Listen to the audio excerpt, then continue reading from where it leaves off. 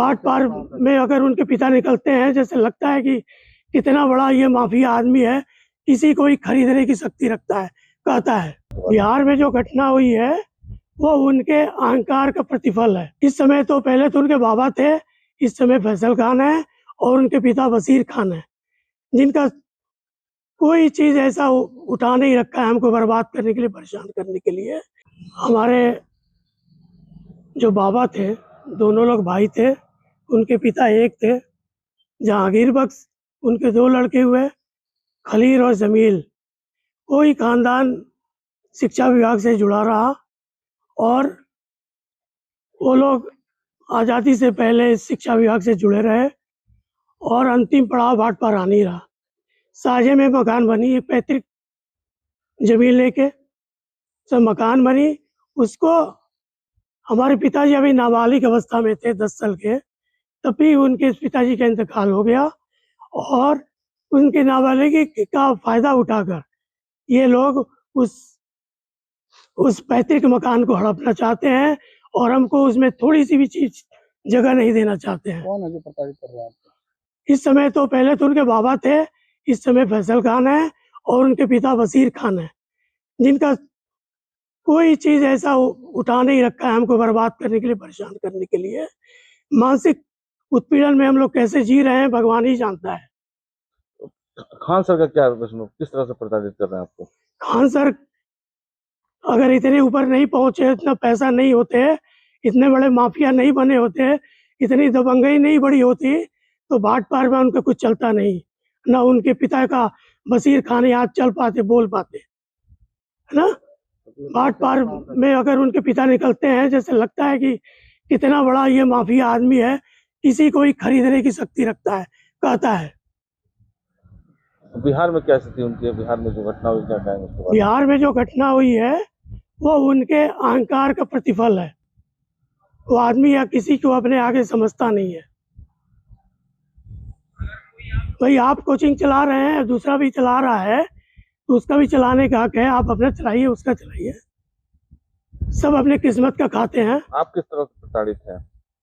हमको अपने पैतृक संपत्ति को लेके जो सिद्धांत की लड़ाई है वो न लड़के किसी अन्य जगह पर हमको और जगहों पर हमको परेशान किया जा रहा है। तरह तरह से हमारे खिलाफ साजिशें की जा रही हैं, जिससे हम बहुत पीड़ित हैं। उनके पिता द्वारा, उनके द्वारा धमकियां दी जाती है कि हम सबको समाप्त करा देंगे, बर्बाद कर देंगे, मरवा देंगे। यहाँ के समाज पब्लिक लोग हमसे बताते हैं कि भैया आप जरा होशियार रहा करिए, ये बहुत माफिया टाइप का आदमी है, बहुत बड़ा आदमी है। तो हम आपके माध्यम से, चैनल के माध्यम से मैं निवेदन करूंगा कि इस चीज़ को आप दिखाइए और हम लोग की जान माल की रक्षा करिए और हमारे पड़ोसियों को। खतरा है आपको? किससे जान का खतरा है आपको? वो फैसल खान जो माफिया बना हुआ है बिहार का, इस वक्त जो भागा भागा फिर रहा है गिरफ्तारी के डर से, जो अपने साजिश में खुद ही फंस गया है, पाप का घड़ा भर गया, फूट गया है। खान सर हमारे राजनीतिक मित्र रहे, वसीर भाई के बड़े लड़के हैं और 2-4 साल से ही वो जो है कि कोरोना के लॉकडाउन के बाद से ही देश विदेश में अपना नाम कमा रहे हैं। यही है।